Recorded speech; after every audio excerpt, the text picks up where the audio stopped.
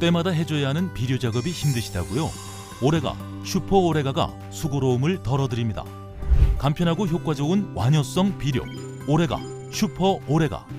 한 번의 시비로 지속적으로 뿌리에 영양분을 공급하여 경제적 부담과 노동력은 낮추고 생산성은 극대화하는 완효성 비료. 한 번의 시비로 농사가 완성되는 경제적인 비료 오레간다 오레가. 남해화학 오레가, 슈퍼 오레가. 여러분 안녕하십니까? NBS 뉴스 24입니다. 국회 농림축산식품해양수산위원회가 23일 전체 회의를 열고 소관기관 업무 보고를 받았습니다. 한국마사회와 농협중앙회 등 농업유관기관들의 현안 보고가 이어졌습니다. 네, 농해수위 여야 의원들은 코로나19로 갈수록 어려워지는 농업농촌을 위한 유관기관들의 적극적인 노력을 촉구했습니다. 강창호 기자가 보도합니다. 국회 농림축산식품해양수산위원회가 23일 전체 회의를 열고 한국마사회, 한국농어촌공사, 농협중앙회 등 농업유관기관들의 현안 보고를 받았습니다. 회의에서 농해수위 여야 의원들은 코로나19로 인한 농민들의 어려움을 해소하기 위해 농업유관기관들의 역할이 강화돼야 한다고 강조했습니다. 이날 회의에선 온라인 막권 제도화에 대한 논의가 잇따랐습니다. 한국마사회에 따르면 코로나19로 지난해 경마 매출 손실액은 6.3조 원에 달하는 것으로 나타났습니다. 이에 축산발전기금을 포함한 세수도 1조 원가량 감소했습니다. 여야 의원들은 마사회가 정부를 설득해서 온라인 막권을 추진하고 말산업 종사자 등을 위해 노력할 것을 당부했습니다. 시행이 되지 않고 있다 보니까 세수 감소는 물론이고 또 마사회 매출 손실액도 지금 6조 3천억에 달한다고 이렇게 파악이 되고 있는데 마사회 자체에서 좀 이러한 대책들을 잘 검토하셔가지고 정부를 좀 설득하는 것을 해주시기 바라며. 결국은 우려하시는 쪽의 여러 가지 우려들을 어떻게 극복할 것인가 가장 중요한 것입니다. 전체적인 그 베팅 액수를 줄인다든지 장애 발매소를 줄여나간다든지 하는 노력들이 좀 필요하다. 전체 회의에선 한국농어촌공사 저수지 관리에 대한 지적도 이어졌습니다. 농해수위 의원들은 지난해 수해와 태풍 등으로 많은 농업 피해가 있었던 만큼 올해 장마철이 다가오기 전 배수 개선 사업과 용배수 정비에 만전을 기해야 한다고 목소리를 높였습니다. 작년에도 수해와 태풍 때문에 저희들이 걱정이 많았었지 않습니까? 계속 해마다 서로 지적하고 또 질타하기보다는 좀 집중적인 대책과 계획을 좀 같이 마련해서. 한국농수산식품유통공사의 비축창고 관리 소홀 문제에 대한 지적도 나왔습니다. 한국농수산식품유통공사가 제출한 비축 양파 감량 발생 현황에 따르면 최근 5년간 양파 2,276톤이 관리 소홀로 폐기 처리된 것으로 나타났습니다. 특히 2019년 양파 1,706톤이 관리 소홀로 폐기 처분될 당시 서류에는 규정 온도를 유지하기 위해 저온 냉방이 이루어지고 있다고 명시된 것으로 밝혀졌습니다. 사진에서 봤던 19년 한 해에는 무려 1,706톤 감량이 발생했고요. 이게 농산물 비축 창고가 보관하는 실제 모습입니다. 이 과연 이렇게 방치해도 되겠습니까? 농해수위 의원들은 농협이 청년농 육성을 위해 나서야 한다고 목소리를 높였습니다. 디지털 농업으로의 대전환을 위해선 농촌의 젊은 인력이 더욱 유입돼야 한다는 겁니다. 앞으로 미래 농업은 디지털 농업, ICT가 결합한 4차 혁명 시대에 맞는 농업으로 가야 할 거 아니에요. 결국 청년 젊은 인력들이 그거를 수용할 거 아닙니까? 이제는 농협이 네덜란드처럼 직접 스마트 농업에 투자도 하고 또 인력도 양성하고. 이 밖에도 이날 전체 회의에선 동남아 시장에서의 중국산 농산물의 국산 둔갑, 농작물 재해보험금 지급 시기 등에 대한 지적도 이어졌습니다. NBS 뉴스 강창호입니다. 물가당국의 집중관리 대상이던 양파와 대파 가격이 안정세로 돌아서고 있습니다. 산지 농민들과 전문가들은 예상됐던 당연한 수순이라고 입을 모으고 있는데요. 한때 언론에서 파테크라는 말까지 나왔던 대파와 양파 가격을 지켜보는 농민들은 한숨만 내쉬고 있습니다. 어떻게 된 사정인지 김인경 기자가 취재했습니다. 핫테크나 대파코인이라는 말 들어보셨나요? 지난달부터 겨울 대파 가격이 강세를 보이면서 집에서 대파를 키워 먹는 걸로 재테크를 한다는 뜻의 신조어입니다. 금파라는 언론 보도가 이어지자 물가당국은 대파, 양파 등의 가격에 대한 집중 관리에 들어갔습니다. 오로지 장바구니 물가 잡기에 몰두해 수입을 독려하는 듯한 모습까지 보였습니다. 최근 일부 농축산물 가격이 크게 올라 서민들의 장바구니 부담이 커지고 있습니다. 올겨울 한파로 작황이 좋지 않았던 대파 가격은 평년보다 2배 이상 뛰었고 양파 가격도 1.5배 넘게 올랐습니다. 기재부와 농식품부는 가격 상승폭이 큰 농축산물의 수급 동향을 면밀히 살피고 필요하다면 기존 대책을 보강해 주시기 바랍니다.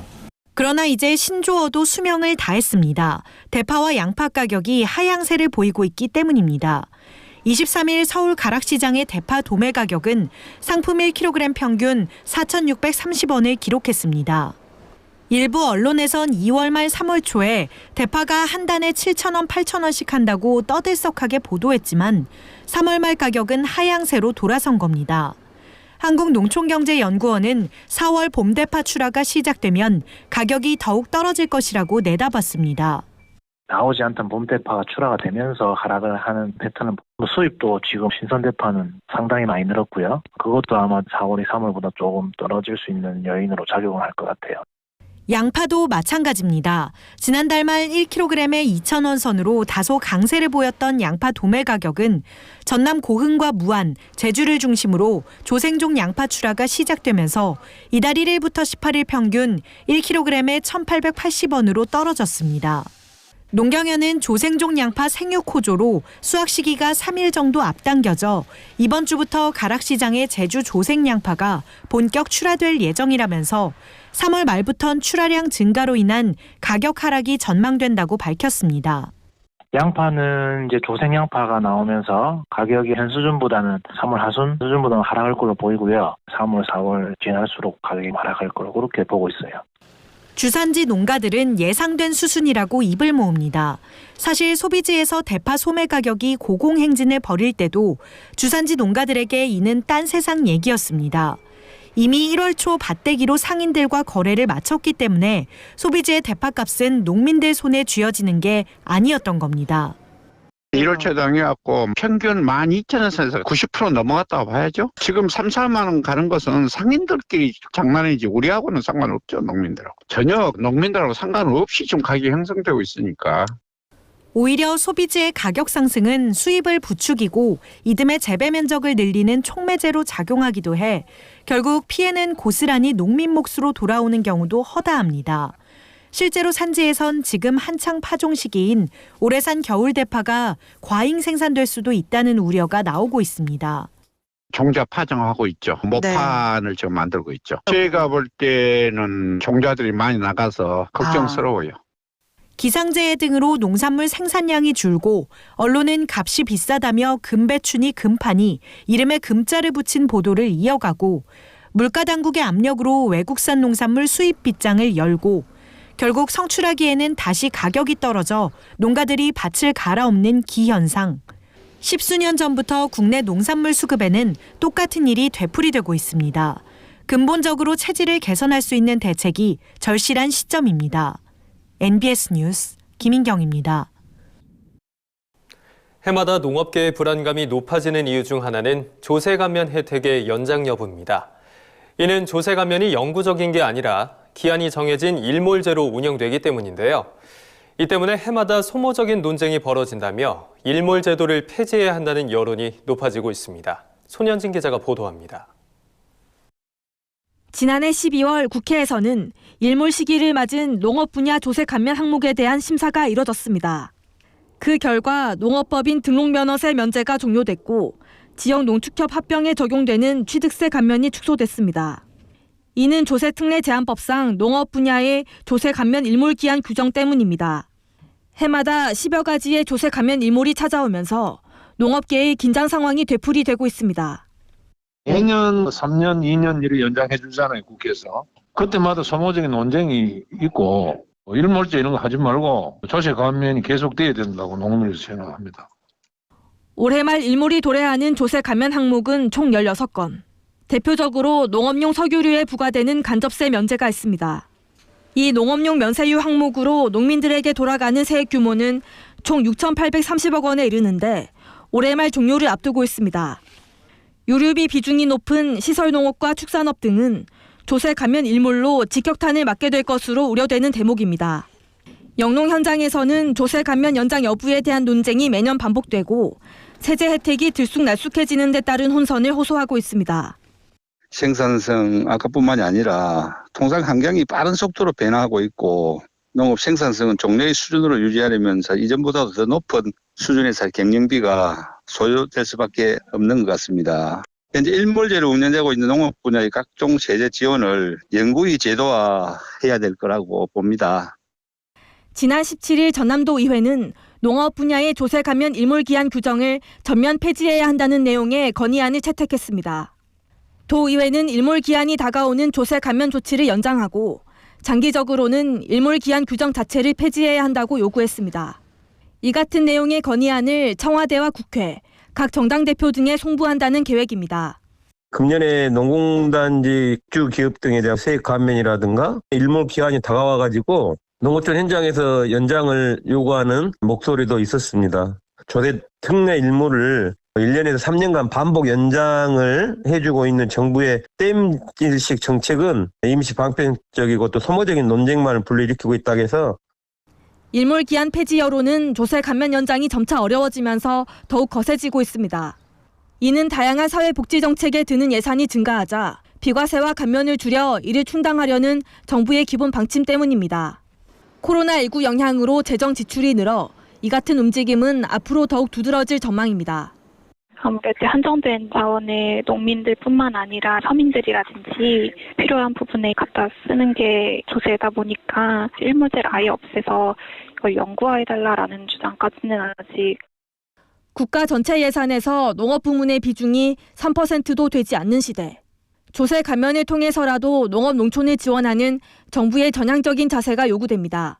MBS 뉴스 손현진입니다. 인공지능 AI가 농업에까지 점차 영역을 확대하고 있죠. 이제는 스마트폰으로 내가 키우는 작물의 사진을 찍으면 생육 정보를 알 수 있는 기술까지 개발됐는데요. 수치화된 생육 정보에 맞는 최적의 재배 환경을 찾아 농가의 안정적인 재배가 가능해질 것으로 기대를 모으고 있습니다. 김하은 기자가 보도합니다. 스마트폰으로 토마토 사진을 촬영하자 생장 길이 18.98cm, 과실폭 6.5cm 등 생육 정보 값이 정확히 측정됩니다. 농촌진흥청은 인공지능 AI와 빅데이터 등을 적용해 작물의 생육 데이터를 분석할 수 있는 전문가용 작물 생육 측정 시스템을 개발했다고 최근 밝혔습니다. 다량의 작물에 대한 생육 정보를 보다 빠른 시간 내에 정확하게 측정하기 위해 고안된 겁니다. 이번에 개발된 시스템은 스마트폰으로 작물의 사진을 촬영하면 생장 길이, 줄기 두께, 잎의 면적 등 생육 지표를 자동으로 인식하는 기술입니다. 농진청은 10만 2천여 장의 수집된 작물 관련 데이터를 AI가 학습하게 해 실제 측정값과 비교하며 오차를 줄이는 방식을 통해 정확도를 높였다고 설명했습니다. 실제 연구진이 작물 생육 측정 시스템을 통해 토마토, 딸기, 파프리카의 생육 정보를 분석한 결과 정보 정확도가 97%로 높게 나타났습니다. 농진청은 이렇게 수치화한 작물 생육 관련 정보를 바탕으로 어떤 작물에도 적용할 수 있는 최적의 온도, 습도, 일조량 등 재배 환경을 파악해 농가의 안정적인 작물 재배를 가능하게 한다는 계획입니다. 환경 제어를 하든 양액 제어를 하든 여러 가지 제어 요인을 넣었을 때 결과가 작물의 생육하고 연계가 되지 않습니까? 제어한 결과가 생육으로 나타나오니까 결과적으로는 생육을 측정을 해야 제어가 잘 됐는지 아니면 제어가 잘못됐는지를 알 수가 있거든요.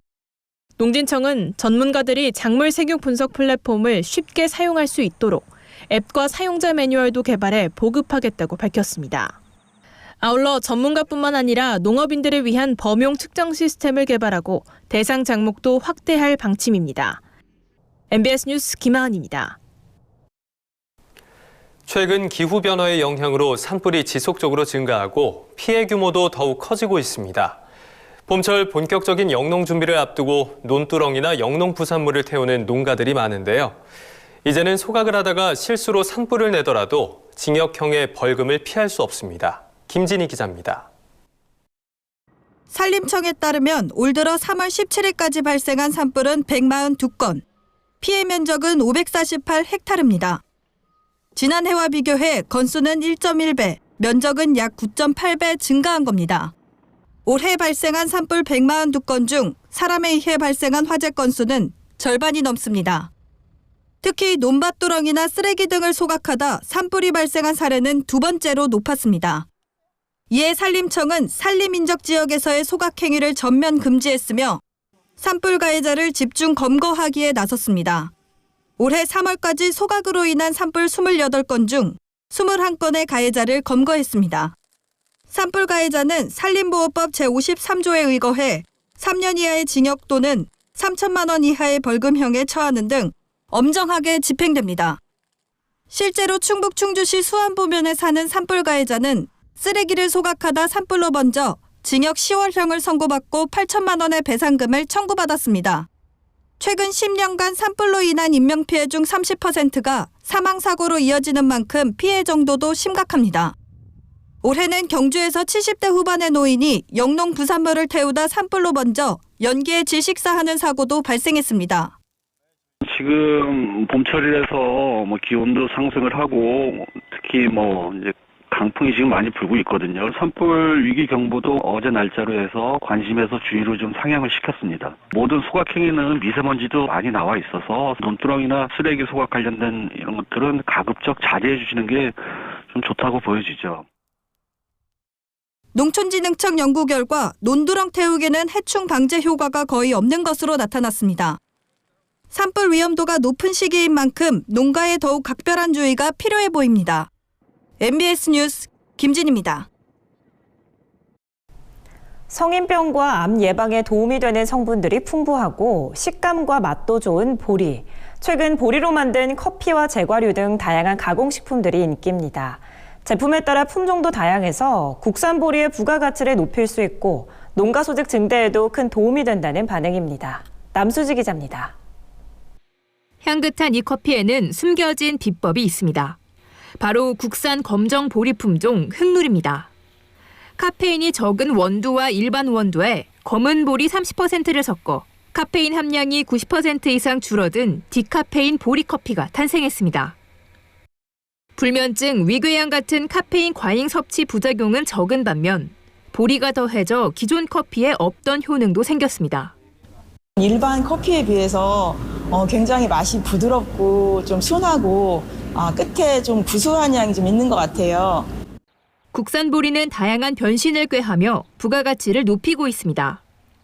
흰찰 쌀보리를 넣어 식감이 좋은 보리빵입니다. 식이섬유가 풍부해 소화가 잘 되지 않는 소비자들의 선호도가 높습니다. 성인병과 암 예방에 효과가 있고 단백질이 풍부한 청색보리 품종 강호청을 넣어 만든 보리절표는 건강 간식으로 자리매김하고 있습니다.